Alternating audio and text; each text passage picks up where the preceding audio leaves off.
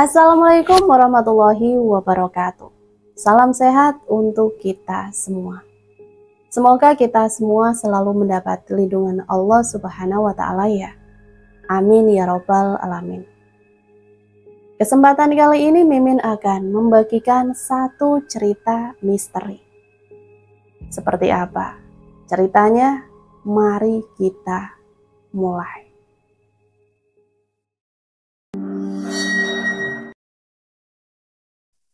Aku hanyalah seorang gadis penderita asma yang ingin menjalani hari-hari dengan tenang bersama ibu dan adik laki-lakiku. Aku tidak mau punya masalah dengan orang lain. Aku cenderung menghindari mereka. Namun saat aku bangun pagi itu, semuanya berubah.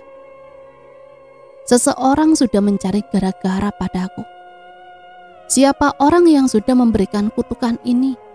Bagaimana bisa aku harus berurusan dengan makhluk mengerikan yang bisa mencekiku dengan rambut panjang tak terukur dan bisa mencabik-cabik dengan kuku-kuku setajam gunting itu? Siapapun dia, aku tidak akan memaafkannya. Dibantu Dharma, pemuda bodoh si maniak kasus-kasus misterius, aku menyusuri bagaimana kutukan itu bisa sampai kepadaku. Aku dibuat tak percaya. Aku harus memindahkan kutukan ini pada orang lain dengan ritual yang aku sendiri tidak tahu bagaimana caranya. Kutukan ini membuatku kehilangan hal paling berharga dalam hidupku. Aku frustasi. Aku ingin mati. Aku berjalan di sebuah jalan setapak yang sepi. Hawa dingin menyelimutiku yang hanya memakai pakaian tidur putih yang tipis. Sejauh aku berjalan, di samping-sampingku hanyalah pepohonan. Suara-suara serangga terdengar, mendengung di telingaku. Satu-satunya sumber cahaya adalah bulan purnama di atasku.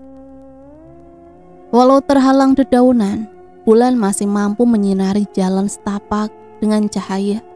Aku mengusap-usap lenganku, melangkah maju dengan kaki beralaskan sandal karet. Aku berhenti di depan sebuah gua, tetapi ada hal yang membuatku bergerak kembali. Cahaya api yang bisa kulihat di dalam sana. Jalan setapak yang sama menembus gua yang sempit, seperti sebuah lorong panjang. Kobaran api terlihat di ujung lorong. Kini mampu ku dengar suara orang lain. Sayup-sayup, suara itu bukan dari suara orang. Ada banyak orang tengah bersenandung. Tubuhku menggigil.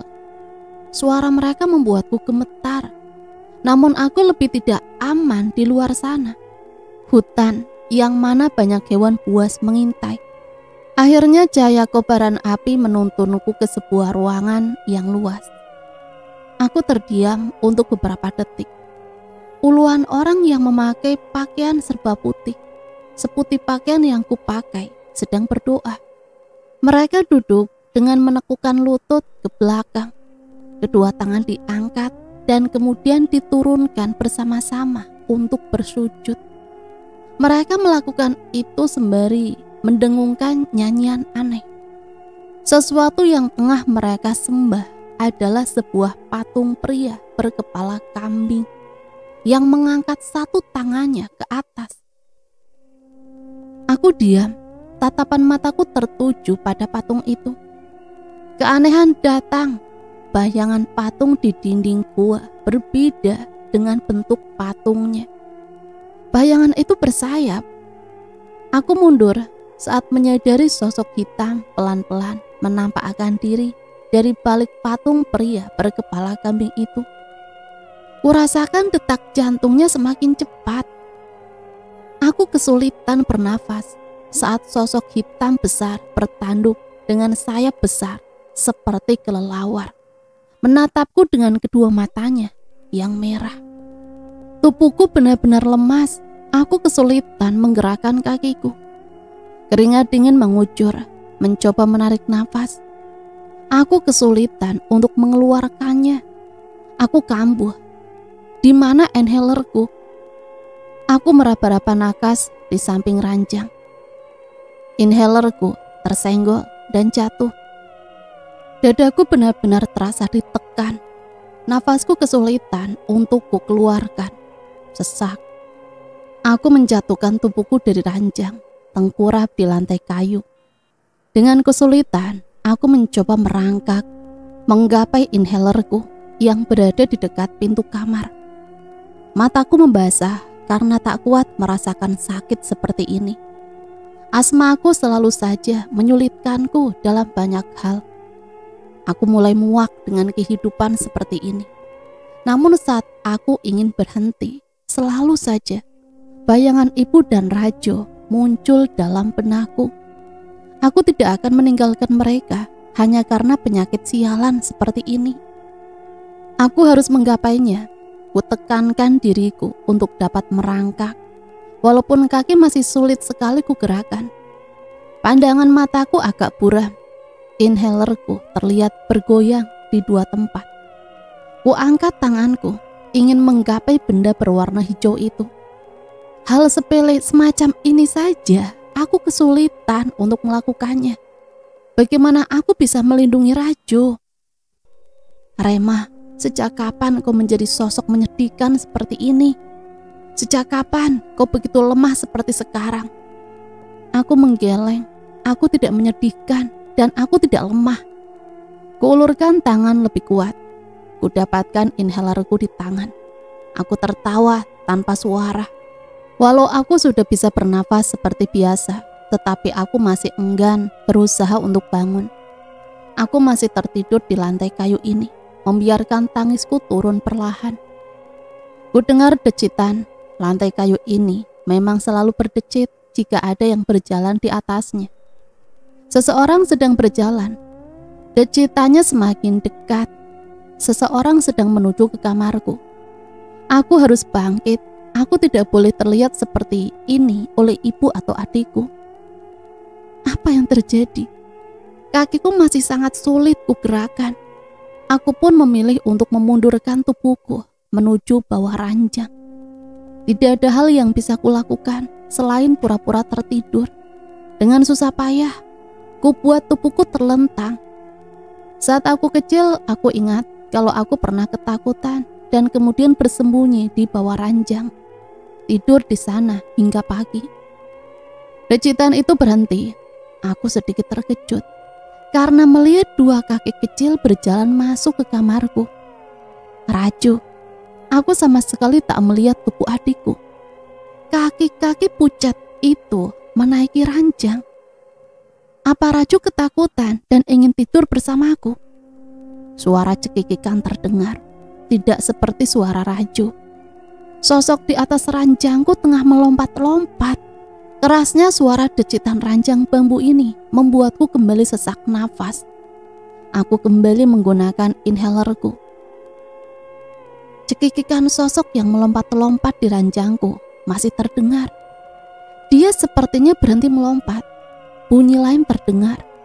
Sesuatu seperti tengah digunting. Sosok di atas ranjang sedang melakukan sesuatu. Saat ku tolehkan pandanganku ke samping, aku melihat rambut bertebaran di lantai. Aku tak mampu bicara apapun. Dadaku kembali sesak. Tubuhku melemah dan lemas. Sosok itu tertawa, menggunting rambut dengan senang. Kulihat sesuatu yang aneh. Ada sesuatu yang keluar dari rambut-rambut di lantai. Cairan yang pekat. Cairan itu mengalir ke pipiku yang menempel di lantai. Mataku membelalak saat melihat darah. Tetesan air membangunkanku. Kulihat langit-langit di kamarku menitikan air. Bantalku basah. Bocor lagi. Aku bangun duduk di ranjang dan merenung. Melihat inhaler di nakas masih berdiri normal. Membuatku mengingat mimpi-mimpi itu. Orang-orang memuja iblis. Sosok anak kecil memainkan gunting untuk mencukur rambut yang kemudian mengeluarkan darah. Dua mimpi yang sangat acak, tetapi apa ada hubungannya? Aku menarik nafas panjang dan mengeluarkannya perlahan. Kulakukan berkali-kali. Sebelum ku dengar suara cekikikan, adikku sudah bangun. Kutolehkan pandanganku ke jendela. Gerimis kembali menatap ke atas. Tetesan air masih muncul di langit-langit kayu itu. Kamu yakin dia akan muncul? Kapan? Kamu sangat menantikannya. Rajo, dengan siapa kamu bicara? Aku keluar dari kamarku untuk mengecek Rajo. Dia sedang bermain mobil-mobilan di lantai sendirian. Rajo menoleh padaku. Anak manis dengan mata besarnya yang polos itu tersenyum, lalu menggeleng. Mataku langsung menemukan gunting besi yang tergeletak di lantai dekat dengan tempat Rajo duduk. Aku pun berjalan ke sana dan mengambil gunting itu. Kamu jangan bermain dengan gunting, kataku yang sudah berdiri. Bukan aku yang memainkannya. Rajo menjawab tanpa menoleh ke arahku. Dia masih memainkan mobil-mobilannya. Aku menyipitkan mata. Lalu siapa? Kak Rema, kakak sendiri. Aku memperhatikan gunting di tanganku. Lalu aku menoleh ke arah Rajo. Anak itu berbohong. Aku mengendarai sepedaku dengan pelan. Aku melewati jalanan yang cukup terjal untuk sampai ke sekolah. Melewati jalan yang samping-sampingnya ada hutan. Untungnya sekolahku tidak terlalu jauh. Aku hanya perlu bersepeda selama 20 menit. Jika aku bersekolah di kota, aku harus bersepeda lebih dari 1 jam.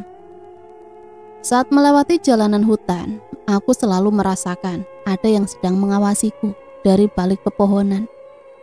Sebenarnya ada jalan alternatif selain jalan penuh bebatuan ini. Jalan di pinggir sungai, namun aku harus memutar cukup jauh. Aku bisa kehilangan banyak waktu. Lagi pula, merasa diawasi hanyalah pemikiran yang kubuat sendiri. Tak ada orang yang bersembunyi di hutan untuk mengintai gadis SMA yang sedang berangkat sekolah. Bagaimana jika yang mengawasiku bukanlah manusia? Aku menggeleng, tertawa kecil karena pikiranku mulai kacau. Selain suara tasku yang bergoyang-goyang di keranjang depan, aku bisa mendengar suara-suara serangga di tengah hutan ini. Aku suka mendengar suara serangga. Biasanya aku akan turun dari sepeda dan menuntunnya agar lebih jelas mendengar suara-suara itu. Aku pun melakukannya lagi sekarang. Aku merasa dapat bernapas dengan begitu normal di pagi hari. Udara di sini sangatlah segar. 2, 3, 4. Aku mendengar suara perempuan. Aku diam, tubuhku tiba-tiba merinding saat melihat sosok gadis dengan seragam sama sepertiku, sedang berada di dekat pohon. Dia seperti sedang berjaga dalam permainan petak umpet, menutup mata dengan kedua tangan yang ditempelkan di batang pohon. Aku akan menemukan kalian, ujarnya saat selesai menghitung sampai 10. Dia menyadari kehadiranku. Kami berdua saling bertatapan. Aku tahu dia, Hani, teman kelasku. Memandangnya dengan sedatar mungkin, aku kembali mendorong sepedaku pergi. Gadis dengan rambut panjang yang tampak kumal itu harus kujauhi. Dia sangat aneh. Lihat, aku baru saja mendapatkan perangko 20 sen dengan gambar Pak Soekarno, kata Hendra yang masuk ke kelas dengan menunjukkan perangkonya lagi. Aku punya setumpuk perangko Pak Soeharto di rumah, saut Gilang yang sedang duduk dengan kaki di atas meja seperti jagoan. Itu baru terbit tahun lalu, ujar Hendra seraya melirik ke arah foto Presiden Soeharto yang terpajang di atas papan tulis itu. Di saat dua laki-laki tidak penting itu berdebat, aku tengah mengerjakan soal-soal di buku.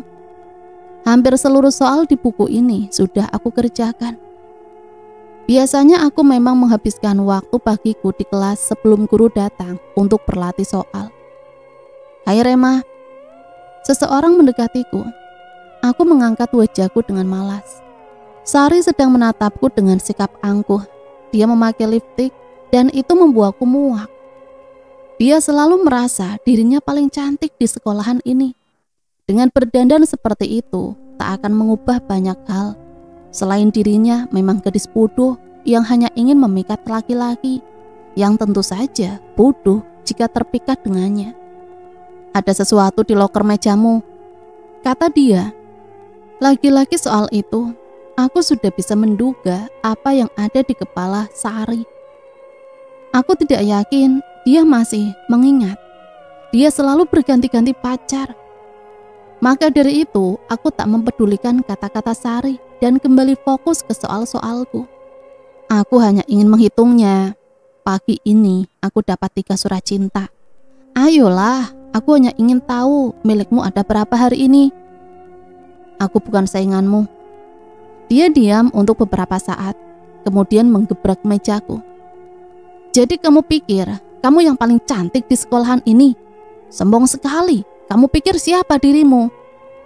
Aku menoleh ke arahnya. Wajahnya memerah karena marah.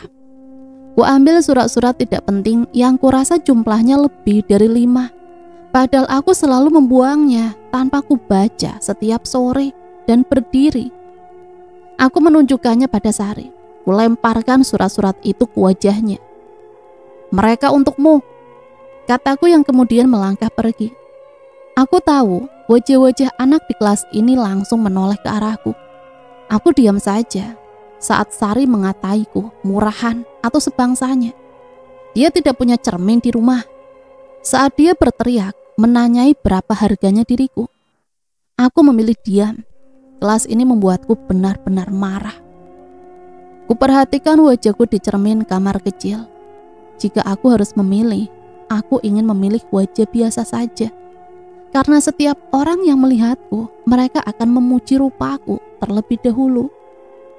Kurapikan rambutku, menata poni agar tampak sempurna. Wajahku memang cantik, maksudku sangat cantik. Hidung mancung yang sempurna, ukuran mata yang pas dengan bulunya yang lentik. Bibirku yang mungil dan merah alami, lalu membentuk rahang, pipi, bahu yang bagus. Aku yang cukup tinggi, namun kecantikan ini tidak terlalu banyak membantuku. Justru membuatku harus berurusan dengan orang macam Sari. Mungkin di masa depan akan berguna. Andai saja aku tidak mengidap asma, mungkin kehidupanku akan lebih baik. Tidak perlu ada yang kusembunyikan. Menghirup inhalerku secara diam-diam. Aku kembali fokus pada cermin. Kupandangi wajahku dengan seksama. Aku kaget. Seseorang muncul di balik tubuhku. Aku menoleh ke belakang. Hani. Walaupun dia berdiri membelakangiku, menatap tembok, aku tahu itu dia. Dari rambutnya yang tampak tidak terurus itu. Dia sedang menghitung entah apa yang dia hitung. Akan tetapi aku tidak ingin berurusan dengannya. Aku memilih keluar. Rema. Seseorang gadis mengagetkanku. Aku mengatur nafas dan menatapnya kesal. Apa? Gadis manis dengan rambut keriting dan berbando itu tampak khawatir. Dia menarik tanganku. Kamu berkelahi sama Sari? Tidak. Dia lagi bacain surat-suratmu di kelas. Yang lain juga ngetawain kamu, mah. Ucap Naya. Aku tertawa ketir. Mereka menertawakan pengirim surat itu. Lagi pula, apa dia tidak punya otak? Dia juga mendapatkan surat-surat semacam itu. Kalau dia tidak mengarang. Ya udah, ayo ke kelas. Sebentar lagi bel masuk. Aku mengangguk, lalu kurasakan ada yang mengikuti kami saat berada di lorong kelas. Hani. Dia ikut berjalan di belakang kami. Aku tidak bisa mengerti gadis dengan tai lalat di dahinya itu. Keanehan sosoknya terkadang membuatku merinding. Ini yang terakhir, suara Sari. Saat aku dan Naya masuk ke kelas, kulihat Sari sedang berdiri di atas meja. Dia sedang membaca surat-surat itu. Menyadari keberadaanku, semua orang menoleh. Pandangannya paling tajam ku dapat dari Dewi. Gadis itu sangat membenciku. Dia duduk dengan gadis berambut pendek bernama Ajeng yang tampaknya sedang menggambar. Satu-satunya yang tak menatapku. Si kembang sekolah datang, sindir Sari. Padahal kau yang ingin sekali dibilang seperti itu. Siswa laki-laki yang bajunya tidak dimasukkan itu menertawai Sari. Danu, diam kamu. Aku dan Naya sudah duduk berdampingan. Kami berdua satu meja. Mencoba untuk tidak mempedulikan tingkah Sari. Aku kembali membuka buku. Tidak usah munafik, Sar. Kamu kan yang selalu iri dengan Rema. Semua orang juga tahu siapa yang lebih cantik. Seru Danu yang kembali tertawa. Untuk Dahlia, Sari memulai. Dahlia putri Rema, gadis cantik yang juga cerdas. Maaf untuk apa yang akan terjadi di kemudian hari padamu. Kau mungkin akan merasa sangat takut, sedih, dan marah. Namun kau akan baik-baik saja. Mendengar isi surat itu, aku merasa jantungku tertekan. Aku langsung menoleh ke arah Sari yang sudah turun dari meja. Apa maksudnya? Sari tampak bingung. Rema akan diperkosa oleh pengirim surat itu. Celetuk Gilang. Hai, jangan bicara sembarangan. Naya membentak. Sari tampak tertawa. Masuk di akal juga. Aku menahan emosiku. Dia membicarakan hal itu tanpa rasa bersalah sedikit pun. Aku pun berdiri. Berikan surat itu padaku. Sari memandangku dengan mimik seperti meremehkan. Kamu bilang ini jadi milikku. Itu artinya kau yang akan diperkosa, Sar. Tanya Danu. Tidak apa-apa, asal dia ganteng dan kaya. Tamparan keras tiba-tiba datang ke arah Sari. Bodoh, dasar cewek murahan. Naya menarik kertas di tangan Sari, namun Sari tak mau melepaskannya. Dia tampak sangat marah dengan tamparan itu. Saat semua orang memperhatikan Naya dan Sari, aku diam-diam menghirup inhalerku. Tidak ada orang yang melihatku melakukan itu. Mungkin kecuali Hani yang menatapku dari bangku pojok. Soal itu sangat mudah ya? Tanya seorang perempuan berwajah cantik dengan rambut bobnya yang berdiri memperhatikanku mengerjakan soal. Aku tampak canggung. Kurasa aku perlu bahan soal-soal untuk Olimpiade Matematika tingkat nasional tahun kemarin, Bu. Apa Ibu Nikma punya? Bu Nikma mengelus rambutku. Belum, tapi Ibu bakal carikan untukmu. Kita masih punya waktu lebih dari sebulan. Untuk sementara, kerjakan soal tingkat kabupatennya dulu saja ya. Besok Ibu buatkan soal yang mirip-mirip dengan yang tingkat nasional. Baik, Bu. Aku kemudian kembali fokus ke soal-soal di meja yang cukup berantakan ini. Mewakili sekolah untuk ikut lomba semacam ini memang sudah biasa kulakukan. Aku cukup senang karena hal semacam ini membuatku menjauh dari siswa lain. Bu Nikma duduk di sampingku. Dia tampak sedikit gelisah. Mungkin dia memiliki banyak masalah yang tidak ku tahu. Namun sejauh ingatanku, dia pernah gagal menikah. Menyebut soal kecantikan, hal itu juga tampaknya tak terlalu berguna bagi Bu Nikma. Di usianya yang hampir 30, dia belum menikah. Pasti banyak orang yang membicarakan statusnya. Aku menutup buku saat sosok Bu Nikma tak bisa kulihat lagi. Aku kembali memikirkan kejadian di kelas. Surat yang isinya aneh itu mengusikku. Lalu Hani, dia melihatku memakai inhaler. Apa dia akan mengatakan pada orang-orang tentang itu? Aku tertawa getir, menyadari bahwa tak akan ada yang bicara padanya, apalagi mempercayai omongannya. Kau mungkin akan merasa sangat takut, sedih, dan marah. Namun kau akan baik-baik saja. Apa maksud dari kata-kata itu? Teori Gilang bahwa akan ada yang melakukan hal gila, pelecehan seksual terhadapku, tidak akan aku percaya. 3 orang pernah dibakar massa saat ketahuan memperkosa gadis di hutan tahun lalu. Sangat bodoh jika ada yang ingin melakukan hal serupa. Jika bukan mengenai hal itu, apakah ada hal lain? Apa yang mungkin dilakukan laki-laki yang menyukaiku agar aku bisa ketakutan? Umumnya mereka tidak melakukan hal-hal menakutkan. Sejauh ini mereka hanya mengirim bunga, coklat, atau kado secara bersembunyi-sembunyi. Laki-laki yang telah berani biasanya menunggu di depan gerbang sekolah untuk menarikku ke suatu tempat yang sepi agar dia bisa mengutarakan perasaannya padaku. Tak ada yang pernah berhasil membuatku cukup ragu untuk tidak menolak. Semuanya hanya mengincar wajah dan tubuhku. Mereka tidak tahu kepribadianku. Mereka tidak tahu masalahku. Mereka tidak tahu keluargaku. Mereka sama sekali tidak tahu aku. Aku dipandang melalui cover, bukan isinya. Aku mengambil surat tadi dari saku. Sudah lecek dan tersobek menjadi dua karena menjadi bahan rebutan Naya dan Sari. Apa mungkin laki-laki yang menyukaiku yang mengirim ini? Atau mungkin ada orang lain yang punya maksud berbeda? Aku ragu. Pertama kalinya aku meragu dengan surat yang masuk ke lokerku. Untuk sementara biar aku simpan. Melihat jam di dinding, kurasa waktu bimbinganku sudah habis. Purnikma tidak kembali, artinya aku harus kembali ke kelas. Merapikan buku dan kertas-kertas di meja. Aku berdiri dan keluar dari ruangan ini. Aku ada di perpustakaan yang cukup ramai. Banyak yang sedang membaca dan mencari buku. Aku tergerak untuk mencari 1-2 buku sebelum kembali ke kelas. Namun perasaanku yang sedang baik langsung turun saat melihat Dewi. "Jangan memalukan sekolah ya," ujarnya yang datang menghampiriku. Aku tertawa kecil, nyaris tanpa suara. "Jangan berharap mewakili sekolah ya," balasku yang sukses membuatnya tampak marah. Melangkahkan kaki untuk menjauhinya. Apa motif dari perkataannya? Aku akan memalukan sekolah.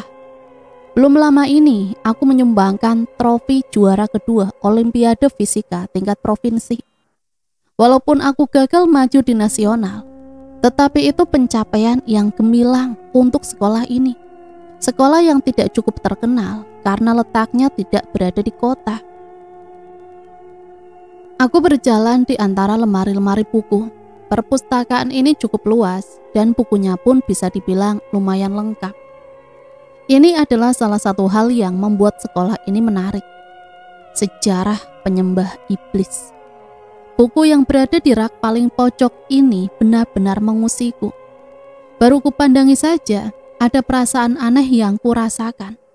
Rasa kaget muncul saat sebuah tangan panjang mengambil buku itu. Sontak aku menoleh ke belakang. Seorang siswa lelaki berdiri di belakangku, membolak-balikan buku berwarna merah itu. Dia adalah Dharma dari kelas 11 IPS 2. Siswa yang cukup terkenal karena jago bermain bulu tangkis.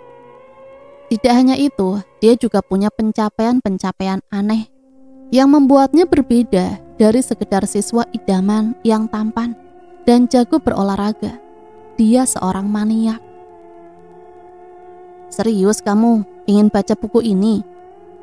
Dharma memiliki pandangan yang entah kenapa membuatku agak tidak nyaman. Mungkin karena cara kami yang terlalu dekat. Dia memiliki badan tegap, mata yang tajam, dan alis yang cukup tebal. Aku tidak suka padanya. Menurutku hal yang menjijikan saat para siswi menjerit histeris, saat melihatnya memukul kok dengan keras, atau selebrasinya saat dia memenangkan pertandingan, membuka kaosnya yang bersimbah keringat. "Apa ada yang aneh dengan wajah saya? Kenapa kamu pandangi terus?" tanya Dharma dengan mimik heran. "Seharusnya aku yang tanya, kenapa kau tiba-tiba ada di belakangku dan mengambil buku yang sedang kuperhatikan?" tanyaku dengan geram. "Saya rasa kamu sudah dengar gosip-gosip itu," kata Dharma dengan tampang tak bersalah. Apa yang dia maksud? "Aku tidak ada urusan denganmu," balasku yang kemudian melangkah pergi. Di depanku, sosok yang tampak sangat bahagia muncul. Oh tidak, Naya akan mengatakan rentetan hal menyebalkan setelah ini. Kami berdua bersepeda di jalan pinggir sungai, lebih tepatnya irigasi yang mengalirkan air ke sawah-sawah. Di tanggul yang cukup tinggi, dibuat jalan beraspal yang cukup enak dilalui. Lupakan kata-kataku tadi pagi soal Danu yang ganteng. Pokoknya, Dharma 1.000.000 kali lipat lebih baik. Kamu harus sama dia, Rema. Kesempatan yang luar biasa kan? cewek paling cantik berpacaran dengan cowok paling ganteng. Kalian akan dibicarakan setiap hari. Ocehan Naya yang begitu antusias. Apa yang dikatakan Naya terdengar sangat menggelikan. Kalau saja dia bukan gadis yang dapat meluapkan kemarahannya dengan menampar Sari begitu kerasnya untuk membelaku, mungkin aku tidak akan mau berteman dengannya. Selama Naya mengoceh, aku melambatkan kayuhan sepedaku. Naya berada 2-3 meter di depanku. Aku pun bisa santai memandangi aliran irigasi di samping kiri atau pepohonan di samping kanan. Buku di perpustakaan itu masih cukup mengusikku. Jika saja Dharma tidak muncul secara tiba-tiba dan mengambil buku itu untuk dirinya, aku pasti sudah membawa pulang buku itu sekarang. Mungkin hal ini ada baiknya juga. Mimpiku semalam soal orang-orang berpakaian putih yang menyembah patung iblis telah mempengaruhiku. Buku seperti itu tidak terlalu penting, kecuali jika mimpi itu baru sekali kualami. Nyatanya mimpi tentang iblis sudah beberapa kali aku dapatkan. Aku perlu buku itu. Aku masih bersepeda dengan santai, kembali memandangi irigasi yang tenang. Aku beralih ke pepohonan. Aku mengerem mendadak saat kulihat seorang gadis tengah menaiki sebuah pohon yang cukup tinggi. Seragam yang sama denganku, rambut panjang kumalnya. Siapa lagi kalau bukan si Hani? Dia duduk di batang pohon dan menatapku. Aku menahan nafas saat dengan sengaja dia mengangkat tangannya ke mulut, melakukan gerakan seperti tengah menghirup sesuatu. Aku bergidik. Hani, dia sedang mengancamku. Dengan cepat ku kayu pedalku untuk menjauhi anak aneh itu. Naya mampir ke rumahku untuk mengerjakan PR bersama. Alih-alih di kamar, kami memilih menggelar karpet di ruang tengah. Adikku sedang menonton televisi, tak jauh dari kami berada. Dia tampak tenang.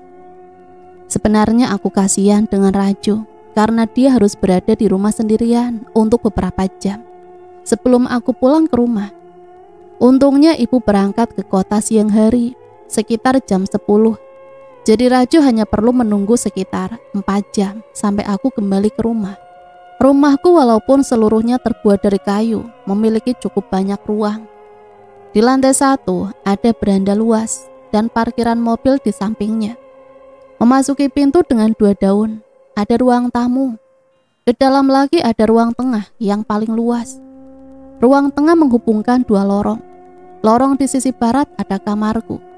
Kamar tamu, gudang, dan tangga naik ke lantai 2. Di sisi timur ada kamar Raju, kamar ibu, dapur, ruang besar, tempat sumur, dan 2 kamar kecil berada.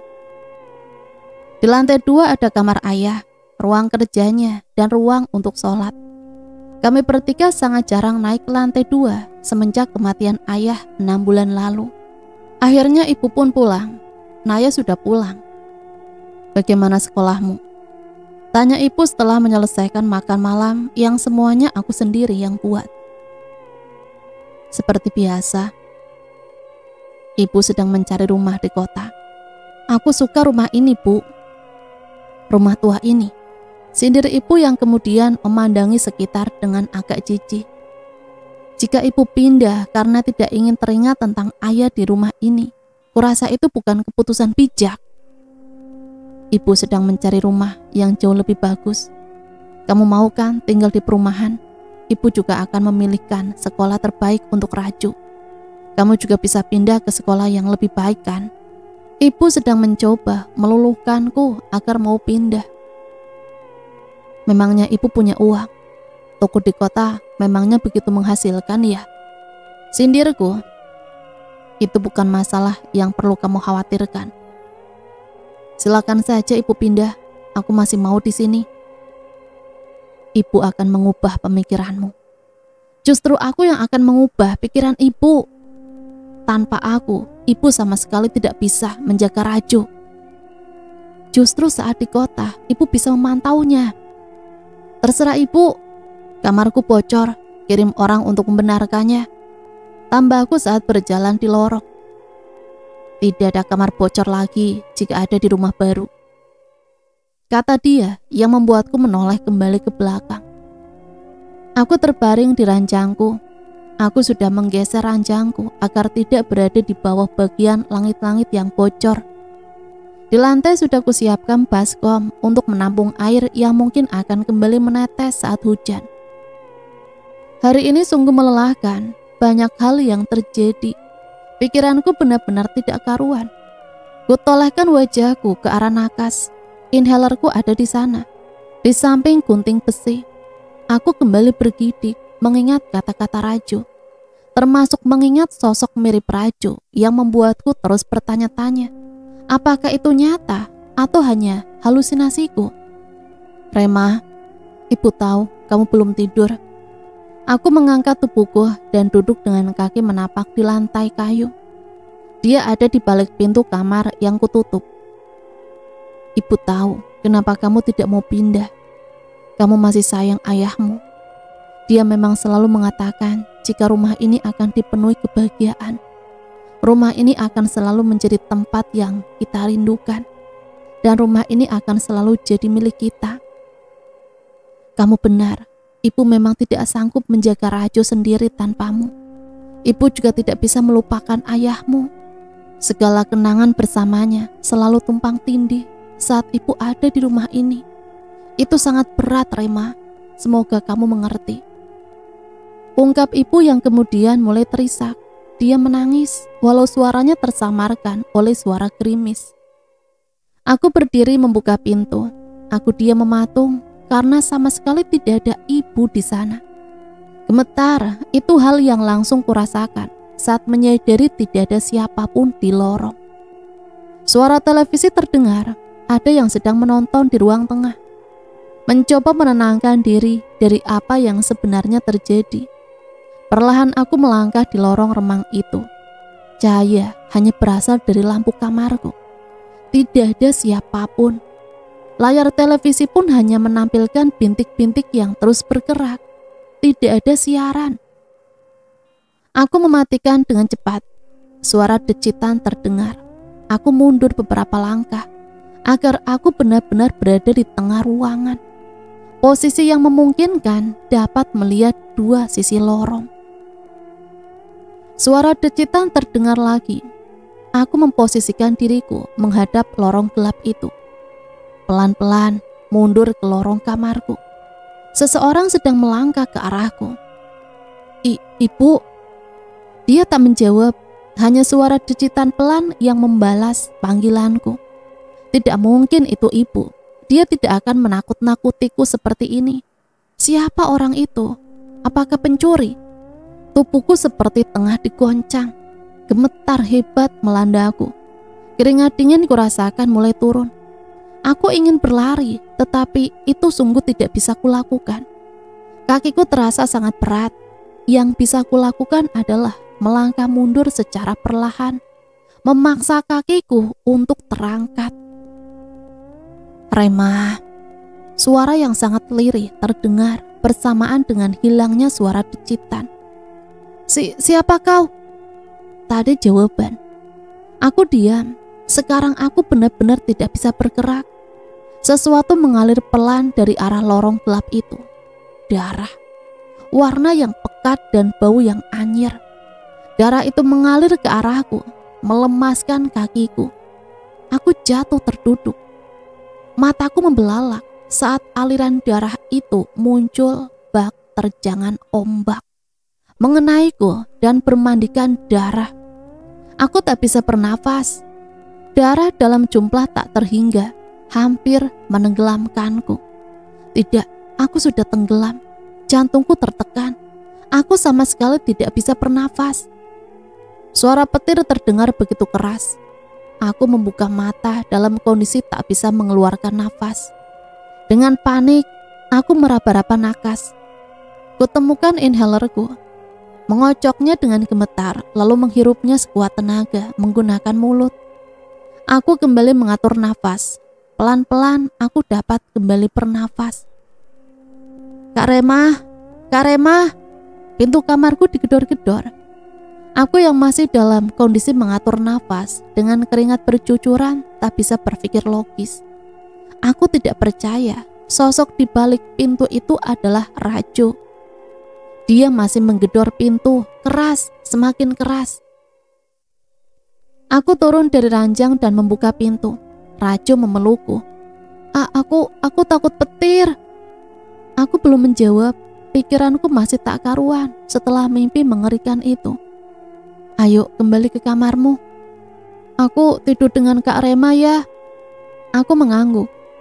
Rajo terbaring di ranjangku, memeluk guling. Aku duduk selonjoran di sampingnya, menggunakan bantal sebagai sandaran. Aku tidak bisa tidur lagi. Tubuhku benar-benar nyeri, terutama di bagian punggung. Apa aku kecapean ya? Air mengguyur tubuhku, membuatku merasa segar. Darah. Ada darah yang bercampur dengan air saat aku mandi. Kepalaku berdarah, mungkin aku menggosoknya terlalu keras. Setelah selesai mandi, aku segera bersiap berpakaian. Sebelum memakai seragam, aku biasanya duduk di meja riasku. Aku memandangi cermin, mengambil sisir, lalu aku merapikan rambutku pelan-pelan. Poniku sudah terlalu panjang, mungkin aku harus memotongnya sedikit. Menoleh ke nakas yang ada di samping ranjang, aku bangkit dan mengambil gunting yang ada di sana. Aku menimbang-nimbang seberapa panjang aku harus memotong poniku. 0,5 senti kurasa cukup. Mengukurnya dengan sisir, aku segera tahu bagian mana yang mesti kupotong. Aku segera memposisikan gunting dengan sempurna di bawah sisir. Dengan ini, aku mulai mencukur poniku. Seketika aku berteriak histeris. Aku kaget. Jantungku seperti ditekan sangat keras. Sangat terkejut, aku merasakan sakit yang benar-benar sakit di ujung rambutku. Melihat ke cermin, aku dibuat tak percaya. Darah menetes dari ujung rambutku yang digunting. Dan naasnya, ini bukan mimpi. Ini benar-benar nyata. Rambutku berdarah. Apa yang terjadi padaku? Selama aku bersepeda ke sekolah, aku terus bertanya-tanya. Aku benar-benar ingin menangis sekarang. Setelah penyakit asmaku yang tidak ada tanda-tanda kesembuhannya, bahkan tidak ada harapan akan sembuh, aku didatangi sebuah penyakit lain. Aku masih ragu apakah ini penyakit. Kenapa harus aku yang mengalaminya? Kenapa harus aku? Sebuah kemustahilan jika rambut bisa mengeluarkan darah. Namun kemustahilan itu tidak berlaku padaku.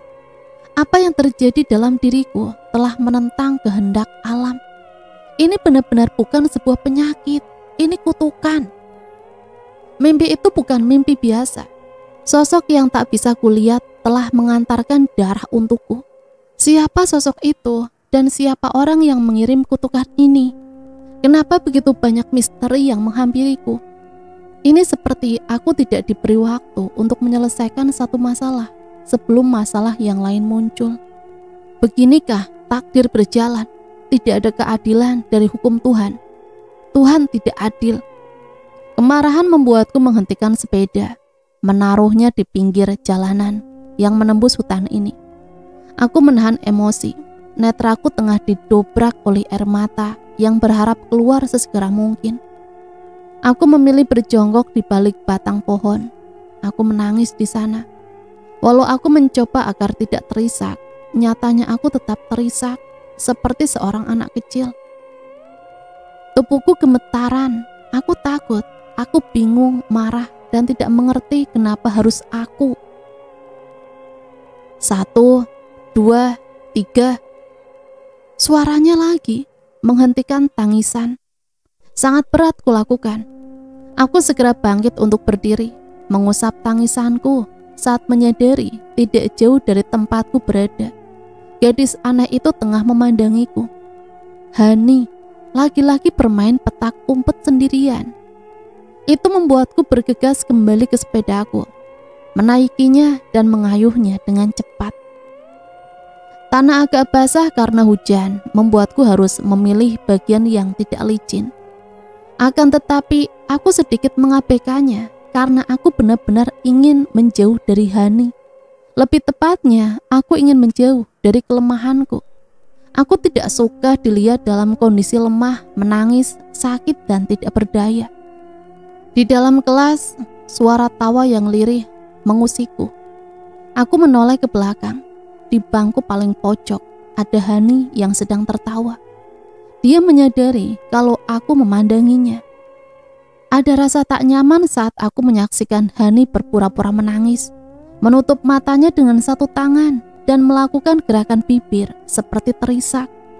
Melepas tangannya, dia memandangku lagi dan tertawa. Hani mengejekku dengan caranya yang membuatku geram. "Pak, saya izin ke kamar kecil." Kulangkahkan kaki keluar dari kelas untuk menghindari Hani. Lagi pula aku tidak fokus mengikuti mata pelajaran sama sekali. Aku butuh sendiri. Seharusnya aku tidak perlu ke sekolah hari ini. Itu yang akan dilakukan gadis lain jika mereka tiba-tiba mendapatkan kutukan aneh. "Hai Rema." Aku menoleh saat ada yang memanggilku. Itu Ajeng. "Ada apa?" "Kamu aneh." Aku mengerutkan dahi. "Apa maksudmu?"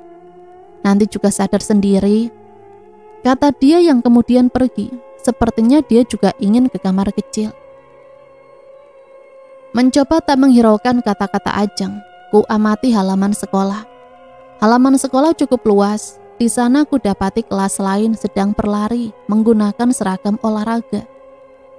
Ada Dharma di sana, dia yang paling depan, berlari cepat dengan posisi tubuh yang tegap. "Ah, ada Rena, kebetulan sekali."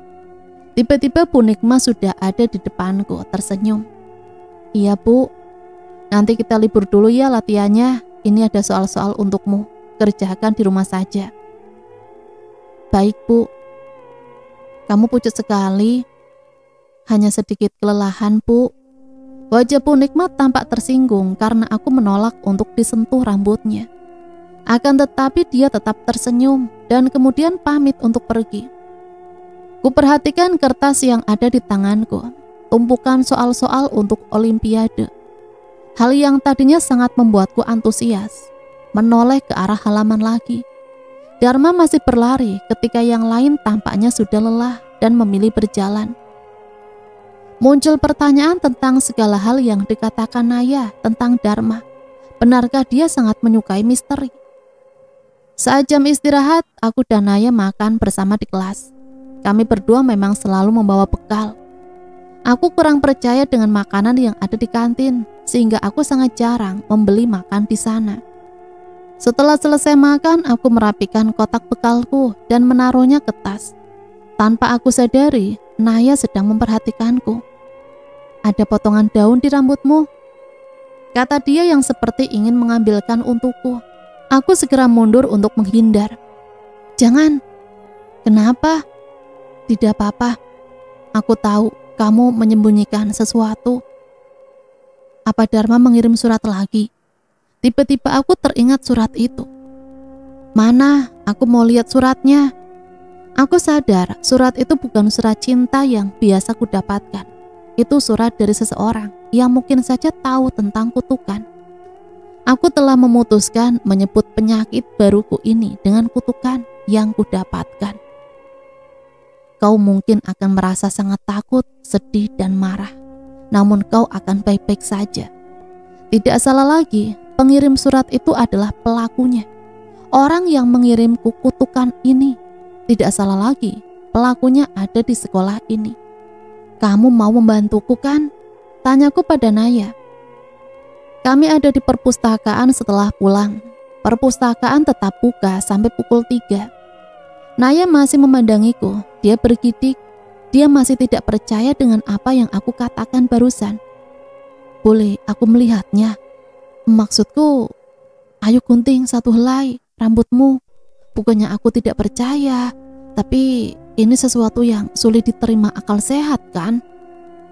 "Tidak, kamu cukup percaya padaku." Aku menatapnya dalam-dalam. "Oke, kayaknya kamu betul-betul serius," kata dia yang kemudian mengangguk ragu. "Baiklah, siapapun pelakunya harus kita beri pelajaran." "Sepertinya kalian sedang mencoba memecahkan sesuatu masalah ya?" tanya seseorang yang tiba-tiba muncul di depan kami. "Dharma." Naya tampak girang. "Wah, kebetulan kami ingin memecahkan suatu Aku membungkam mulut Naya. Ini urusan gadis-gadis, jika kau merasa jantan, tolong menjauh. Baiklah, saya ada di sana jika butuh sesuatu, kata dia segera menyingkir dan menuju ke satu arah. Dia kemudian membalik dan sepertinya menuju ke arah lemari-lemari buku, arah yang sebelumnya dia tunjuk. Dia bisa memecahkan masalahmu. Ku yakin ini rumit, kita berdua tidak akan bisa. Bisik Naya yang berbanding terbalik dengan apa yang sebelumnya dia katakan. Kamu jangan bodoh, dia bisa jadi pelakunya. Naya menggeleng ngeri, ekspresinya tampak menyadari sesuatu. Sebelumnya, aku yakin betul dia yang mengirim surat itu padamu. Namun setelah apa yang terjadi, aku berubah pikiran. Bukan dia, aku akan membuat dia membantumu. Aku akan buktikan kalau dia bukan pelakunya. Aku akan mencari tulisan tangannya. Tidak, aku hanya ingin masalah ini hanya kita berdua yang tahu. Tak, aku dikutuk Naya. Kamu tidak mengerti juga, kataku yang kemudian berdiri dan meninggalkannya sendiri. Aku ingin menangis lagi. Dokter Ndaru sudah mengecek asmaku. Dia memasang ekspresi yang tampak kurang senang. Asmamu sering kambuh akhir-akhir ini ya? Iya dok. Aku ke kliniknya sepulang sekolah, jadi aku membawa Raju. Untung saja dia tidak banyak bertingkah. Klinik ini berada di kota. Sebenarnya aku ingin mampir ke ruko milik ibu, tetapi ada rasa enggan yang membuatku malas ke sana. Bersepeda di jalanan kota memang cukup menyenangkan. Di sini cukup ramai, banyak hal menyenangkan yang ada di sini. Tidak seperti di daerahku yang sepi dan hampir tidak ada hiburan. Di sini punya banyak tempat tujuan untuk membuang penat. Rajo, kita mampir ke sana ya. Jangan lama-lama, Kak. Sebentar kok. Setelah memarkirkan sepedaku, aku pun melangkah ke toko itu. Dari jendela kaca yang besar, aku bisa melihat banyak orang sedang memilah-milah piringan hitam yang ingin mereka beli di sana. Rajo, habis ini kakak belikan es krim, mau? Tanyaku pada Rajo yang ada di belakangku. Saat aku menoleh ke belakang, ternyata aku salah. Dia tidak ada di belakangku. Rajo hilang. Aku langsung panik. Kupanggil namanya berkali-kali. Aku semakin terkejut saat menyadari dia sedang menyeberang jalan raya. Keringat dingin langsung kurasakan mulai muncul di wajahku. Rasa khawatirku memuncak saat terdengar suara mobil yang akan lewat. Rajo! Teriakku yang kemudian berlari ke arahnya. Aku berhasil menariknya ke bahu jalan, tepat sebelum mobil putih lewat dengan kecepatan cukup tinggi. Apa yang sedang kamu lakukan? Dia diam, wajahnya sangat pucat. Ayo pulang. Kak Rema, teriak seorang anak kecil yang berada di depan toko. Tidak jadi masuk. Rajo menunjuk ke pintu kaca. Aku membisu, tanganku merinding. Di sampingku tidak ada siapa-siapa. Kami sudah berhasil mengumpulkan semua tulisan anak-anak di kelas kami. Aku mendapatkannya dari Bu Nikma. Ini adalah kumpulan lembar jawab ulangan minggu lalu. Saat latihan, aku meminta hasil ulangan ini padanya dengan alasan aku ingin membantu membagikannya. Di kamarku, aku dan Naya sedang mencocokkan mana tulisan yang paling mirip. Ternyata tulisan di surat ini tidak terlalu unik sehingga cukup mirip dengan banyak tulisan orang lain. Ada suara yang bisa kudengar di atas langit-langit. Aku menoleh ke atas. Suara apa itu? Pak Salman, tetangga yang sedang membantu mengganti genteng. Kataku yang ingat kalau tadi pagi ibu minta bantuan Pak Salman. Rumahku juga bocor. Musim hujan memang tidak menyenangkan. Aku lebih fokus pada kertas yang dipegang Naya. Kertas apa itu? Tulisan Dharma. Sebenarnya ada satu orang yang tidak ada lembar jawabannya ditumpukan hasil ulangan ini, milik Hani. Mungkin lembar jawabannya terselip di tempat Bu Nikma. Namun aku pernah melihat tulisan anak itu. Sangat jauh berbeda dengan yang ada di surat. Sama sekali tidak sama. Lalu apa? Aku tahu kamu anak cerdas, Rema. Tidak perlu pura-pura tidak tahu. Apa yang kita lakukan sekarang sangat naif. Kamu sadar kan? Kita tidak pernah berurusan dengan hal-hal semacam ini. Kenapa kamu memilih buta akan kesempatan yang jelas ada? Cowok itu punya portofolio. Dia punya bakat untuk menemukan pelakunya. Satu hal yang aku pelajari darinya adalah bahwa Dharma tidak pernah menyerah sekalipun. Kasusmu akan terus dia selidiki sampai pelakunya tertangkap. Jelas Naya yang tiba-tiba membuatku sedikit ragu. Tidak, aku tahu kamu enggan untuk percaya dengan orang lain selain aku, kata Naya yang kini menghadap ke depan. Lalu dia menoleh ke arahku. Aku rasa kamu bisa sedikit terbuka padanya. Non, teriak seseorang yang ku tahu adalah Pak Salman. Iya Pak, gentingnya sudah diganti ya. Baik Pak, terima kasih ya. Dia pun pamit sembari membawa tangga bambu miliknya. Lembar jawaban ini nanti aku saja yang bawa. Aku yang membagikannya ya, kata Naya. Baiklah. Suara azan terdengar dari musola yang tak jauh dari sini. Ke musola yuk Ma. Aku ingin menolak, tetapi susah. Ya sudah, aku sholat di sini aja. Gak enak kalau gak ada temannya ke sana, kata dia yang kemudian turun dari ranjang. Aku memperhatikannya berjalan di lorong menuju sumur untuk berwudu. Kata-kata Naya membuatku mulai memikirkan tentang Dharma. Apa dia bisa? Aku menarik selimut, mencoba memejamkan mata. Tiba-tiba aku merasakan sesuatu yang aneh. Sesuatu yang tidak pernah kurasakan sebelumnya. Rambutku seakan memiliki indera peraba. Perasaannya sulit diungkapkan. Aku merasa seakan ada ribuan jari kecil di kepalaku. Saat aku membuka mata, aku langsung kaget. Rambutku melayang-layang dengan cepat. Aku menyipak selimut menuju ke meja rias. Benar-benar tidak bisa diterima logika. Rambutku bisa bergerak, rambutku hidup. Kuangkat tanganku untuk menyentuh rambutku. Pelan-pelan, rambutku menyelimuti tanganku, lalu kembali terlepas. Walaupun ini mengerikan, tetapi ada rasa kagum yang aneh kurasakan sekarang.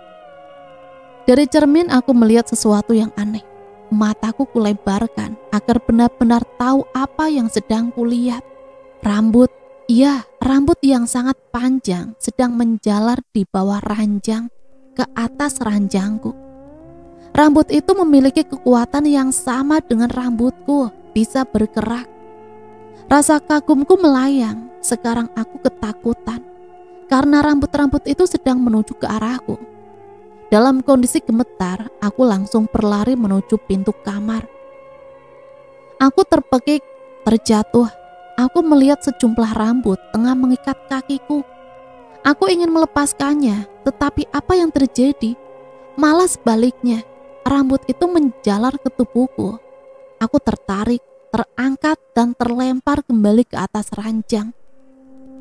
Rambut hitam dengan panjang yang tak bisa terukur sudah mengikat seluruh tubuhku. Dari kaki hingga leher, aku mengatur nafasku. Dalam keadaan takut setengah mati ini, aku tidak mau serangan asma datang lagi. Dari ujung ranjang, sosok pemilik rambut muncul. Tak bisa kulihat wajahnya karena tertutupi rambut.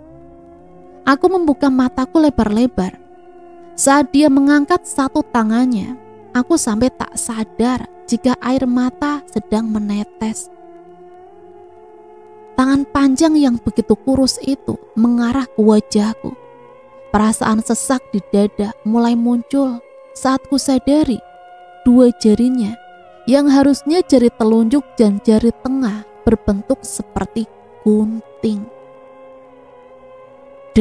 Darah. Suara serak itu terdengar saat rambutku yang tengah melayang-layang digunting. Darah menetes dari sana. Aku tak bisa berteriak ketika rasa sakit di rambutku begitu terasa. Serangan asma. Aku sesak nafas. Aku terdiam di ranjang tanpa suara, tanpa melakukan apapun. Aku hanya diam mematung. Meski ibu menggedor pintu agar aku keluar untuk sarapan dan berangkat sekolah, aku bergeming. Saat dia dan Rajo berpamitan untuk ke kota, aku sama sekali tak menjawab. Tidak ada hal yang bisa kulakukan, lebih tepatnya tak ada hasrat apapun. Setelah sosok itu menghilang, aku sama sekali belum tidur lagi. Aku gemetaran sepanjang malam, tak bisa tidur. Perasaanku dipenuhi bayang-bayang mengerikan. Perasaan digerayangi ribuan helai rambut di sekujur tubuh. Ketakutanku akan kedatangannya lagi memenuhi pikiranku. Seluruh tubuhku lemas dan nyeri. Sampai sekarang pun aku masih gemetaran. Mataku tampaknya sudah mulai kering karena menangis sepanjang malam tanpa suara. Aku tidak akan berangkat sekolah hari ini. Ini sudah kuputuskan. Aku menggigil saat memikirkan kembali apa yang terjadi padaku. Perlahan, mataku mulai kembali basah. Aku menangis. Kali ini bukan karena takut, tetapi karena marah. Aku turun dari ranjang, melempar bantal dan guling, menarik spray dan membuangnya entah kemana. Berpindah dari ranjang, aku mengacak-ngacak nakas menuju meja rias. Aku mengoprak-aprik segalanya yang ada di sana. Dalam pantulan cermin, aku melihat seorang gadis dengan wajahnya yang pucat dan memerah, rambut yang acak-acakan, dan mata yang sembab. Sesuatu yang sangat jauh dari kata cantik. Mengatur nafas dan memandang cermin dengan kemarahan yang meluap-luap, aku telah bersumpah tidak akan kumaafkan orang yang telah memberiku kutukan ini. Dia tidak akan mendapatkan ampunan dariku. Aku akan melakukan hal yang lebih kejam dari yang dia lakukan padaku. Siapapun dia, aku sangat membencinya. Hari Sabtu aku kembali masuk sekolah. Setiap anak di kelas kuperhatikan dengan penuh kebencian. Satu di antara mereka telah membuatku seperti ini. Satu di antara mereka telah membuatku hampir gila. Satu di antara mereka menginginkanku mati. Kemarin kenapa kamu tidak masuk? Tanya Naya yang tampak khawatir. Kemarin aku mau ke rumahmu, tapi tidak jadi karena aku ingat kalau aku ada janji dengan ibuku untuk mengantar makanan. Istirahat, kemarin aku hanya butuh istirahat. Kamu di Alpa untuk pertama kalinya. Bagus, pengalaman, sautku. Naya menggeleng. Dia seperti tidak mengerti dengan perkataanku. Atau mungkin dia merasa bahwa Rema yang ada di depannya adalah Rema yang berbeda dengan yang dia kenal seharusnya. Aku ingin kamu bertemu dengannya. Aku bertemu dengan siapa? Ke orang yang selalu kamu harapkan untuk aku temui. Jawabku dengan malas. Dharma. Naya hampir menjerit kegirangan. Dia sadar dan mulai berbisik. Untuk apa kamu meminta aku menemuinya? Apa ada yang harus kusampaikan padanya? Bilang saja ke dia, kalau saat pulang sekolah, tolong ikuti aku. Itu saja. Aku mengangguk. Siap. Pulang sekolah aku berjalan pelan ke parkiran sepeda. Memperhatikan sekitar. Aku menyadari Dharma ada di parkiran juga. Jarak kami cukup jauh, mungkin terpaut terlebih dari 50 sepeda yang berjajar rapi. Kutarik sepedaku, menaikinya dan mulai mengayuh. Kuperhatikan diam-diam, dia juga ikut mengayuh. Aku keluar dari gerbang sekolah untuk mencoba senormal mungkin. Aku meminta Naya agar mengatakan pada Dharma untuk mengikutiku, agar aku dan dia bisa bicara di jalan tengah hutan. Aku tidak ingin dilihat oleh siapapun. Berada di pertigaan, aku langsung memilih jalan ke kanan, jalan ke kiri menuju arah jalan pinggir sungai. Jika aku bersama Naya, dia akan selalu memilih jalan di pinggir sungai. Naya penakut. Aku lebih memilih jalan yang cepat daripada jalan yang lambat, walau itu mengharuskanku menghadapi kesunyian jalanan di tengah hutan. Masih ada 1 atau 2 orang yang juga melewati jalanan itu. Aku akan menunggu hingga aku merasa jika hanya ada aku dan Dharma di jalan ini, mengayuh sepeda dengan kecepatan sedang. Aku memperkirakan akan berhenti di mana. Aku sangat hafal jalan ini. Aku mengerem, kaget. Gemetar langsung muncul dari tengkuk dan menjalar ke seluruh tubuh. Aku terkejut karena sosok anak kecil berlari melaluiku. Raju. Dia berjalan masuk ke hutan. Rema, dia bukan Raju. Dia bukan adikmu. Walau pikiranku terus memberikan sugesti seperti itu, tetapi tetap saja aku menjatuhkan sepedaku dan berlari mengikuti Raju atau siapapun sosok yang menyerupai adikku itu. Raju! Aku berlari, aku panik bukan main. Dia bergerak dengan sangat cepat. Aku benar-benar kehilangannya. Suara cekikikan. Aku yakin arah mana yang tepat. Aku kembali berlari ke arah yang aku percayai. Di mana dia? Kembali berhenti karena aku tetap tak menemukannya. Aku mengatur nafas, mencoba untuk tidak panik. Mataku mulai panas. Raju! Aku begitu merinding saat melihat Raju ada di atas pohon yang tinggi, tengah berdiri menginjak salah satu ranting yang kuat dengan posisi membelakangiku. Aku menggeleng saat tahu apa yang akan dia lakukan. Raju melepas genggamannya dari batang pohon, lalu dia melompat. Raju! Teriakku ingin menghentikannya. Rema! Seseorang menarikku tepat sebelum aku berlari menuju pohon itu. Lepaskan aku! Suruhku pada Dharma sembari memberontak. Aku berlari ke pohon itu. Tidak ada Raju. Dia melompat ke bawah, tetapi tidak ada tubuhnya dimanapun. Sesak, aku mencoba mengatur nafasku. Aku menangis, gemetar, merinding, ketakutan. Membuatku tak bisa berkata-kata. Apa yang terjadi? Dharma mendekat. Adikku. Dharma mengangkat tangannya, mengelus pelan lenganku. Tenang, Rema. Aku dikutuk. Suaraku hampir habis. Dia mendekat ke arahku. Entah apa yang kulakukan. Aku memeluknya. Aku ingin menghilangkan gemetar di sekujur tubuhku ini. Aku memeluk orang yang beberapa hari lalu sangat kubenci, bahkan sangat asing. Sudah bisa kuduga, sosok itu ada di sini. Dia selalu berkeliaran di sekitarku, dan sekarang dia sedang melihatku dari kejauhan. Hani menjadi saksi aku dan Dharma tengah berpelukan. Setelah itu, dia berlari pergi. Nah teman-teman, ceritanya sampai di sini dulu ya. Nanti lanjut lagi ke part yang selanjutnya. Sebenarnya apa yang terjadi dengan Rema? Sampai di sini Mimin pamit undur diri. Mohon maaf apabila banyak salah kata. Sampai berjumpa kembali di part akhir. Matur nuwun. Wassalamualaikum warahmatullahi wabarakatuh.